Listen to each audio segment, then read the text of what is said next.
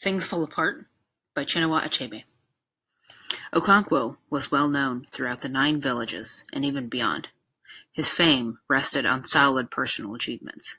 As a young man of 18, he had brought honor to his village by throwing Amalinze the cat. Amalinze was the great wrestler who for 7 years was unbeaten. From Umuofio to Umbino, he was called the cat because his back would never touch the earth. It was this man that Okonkwo threw in a fight, which the old man agreed was one of the fiercest since the founder of their town engaged a spirit of the wild for 7 days and 7 nights.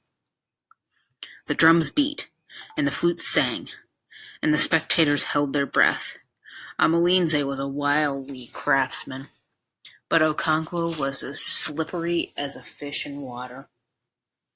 Every nerve and every muscle stood out on his arms, on their backs, and their thighs, and one almost heard them stretching to breaking point. In the end, Okonkwo threw the cat. That was many years ago, 20 years or more, and during this time, Okonkwo's fame had grown like a bushfire in the Harmattan. He was tall and huge, and his bushy eyebrows and wide nose gave him a very severe look. He breathed heavily, and it was said that, when he slept, his wives and children in their houses could hear him breathe. When he walked, his heels hardly touched the ground, and he seemed to walk on springs, as if he was going to pounce on somebody. And he did pounce on people quite often. He had a slight stammer, and whenever he was angry and could not get his words out quickly enough, he would use his fists. He had no patience with unsuccessful men. He had had no patience with his father. Unoku, for that was his father's name, had died 10 years ago. In his day he was lazy and improvident, and was quite incapable of thinking about tomorrow. If any money came his way, and it seldom did, he immediately bought gourds of palm wine, called round his neighbors, and made merry. He always said that whenever he saw a dead man's mouth, he saw the folly of not eating what one had in one's lifetime.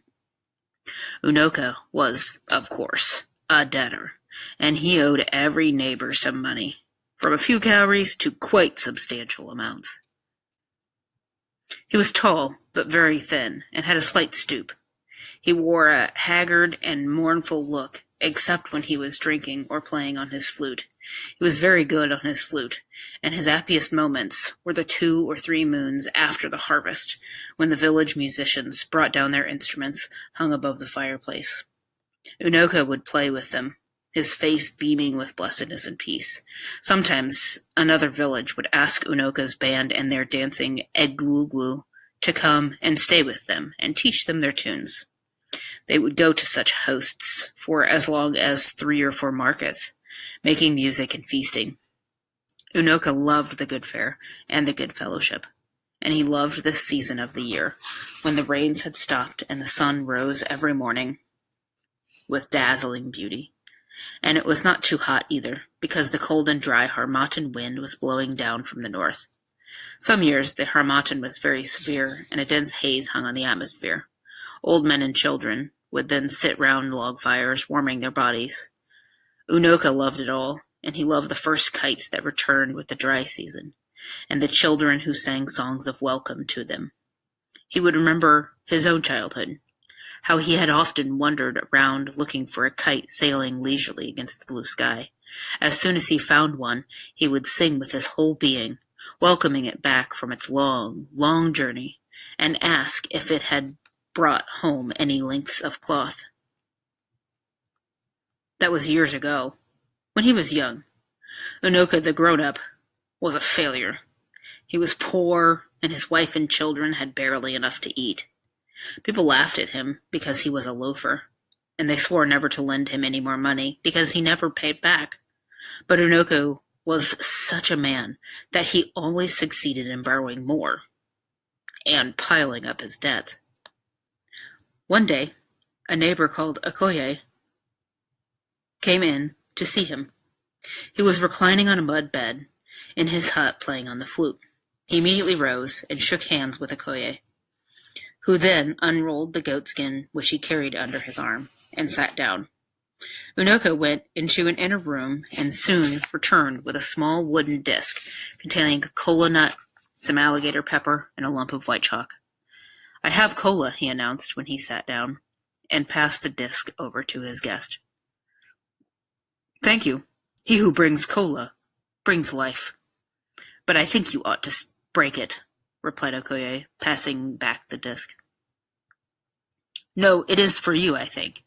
And they argued like this for a few moments before Unoka accepted the honor of breaking the cola. Okoye, meanwhile, took the lump of chalk, drew some lines on the floor, and then painted his big toe. As he broke the cola, Unoka prayed to their ancestors for life and health, and for protection against their enemies. When they had eaten, they talked about many things. About the heavy rains which were drowning the yams, about the next ancestral feast, and about the impending war with the village of Umbino.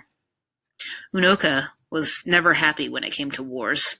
He was in fact a coward, and could not bear the sight of blood, and so he changed the subject and talked about music, and his face beamed. He could hear in his mind's ear the blood-stirring and intricate rhythms of the ekwe and the udu and the ogene, and he could hear his own flute weaving in and out of them, decorating them with a colorful and plaintive tune. The total effect was gay and brisk, but if one picked out the flute as it went up and down and then broke up into the short snatches, one saw that there was sorrow and grief there. Okoye was also a musician. He played on the ogene, but he was not a failure like Unoka. He had a large barn full of yams, and he had 3 wives, and now he was going to take the Edemile title, the 3rd highest in the land. It was a very expensive ceremony, and he was gathering all his resources together. That was, in fact, the reason why he had come to see Unoka. He cleared his throat and began. "Thank you for the cola. You may have heard of the title I intend to take shortly." Having spoken plainly so far, Okoye said the next 6 sentences in Proverbs. Among the Igbo, the art of conversation is regarded very highly, and Proverbs are the palm oil with which words were eaten.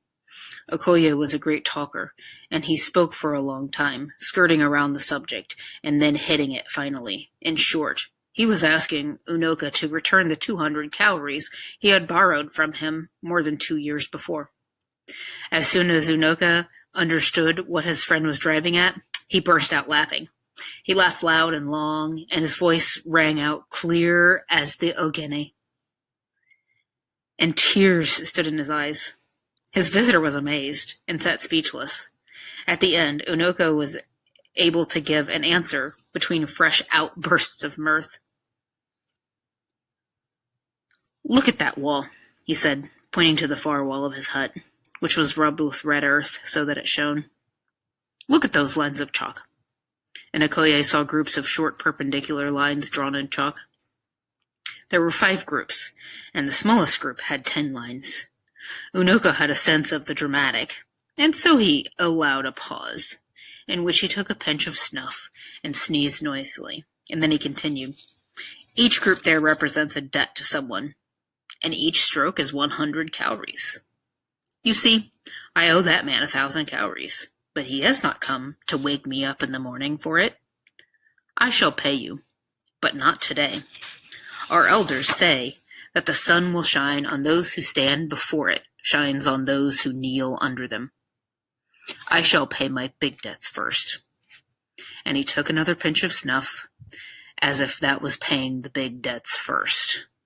Okoye rolled his goatskin and departed.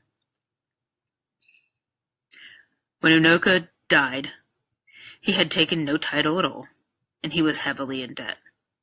Any wonder, then, that his son Okonkwo was ashamed of him? Fortunately, among these people, a man was judged according to his worth, and not according to the worth of his father.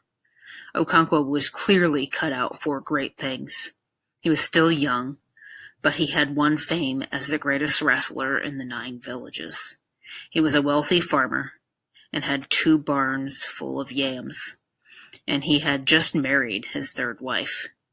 To crown it all, he had taken 2 titles and had shown incredible prowess in 2 intertribal wars.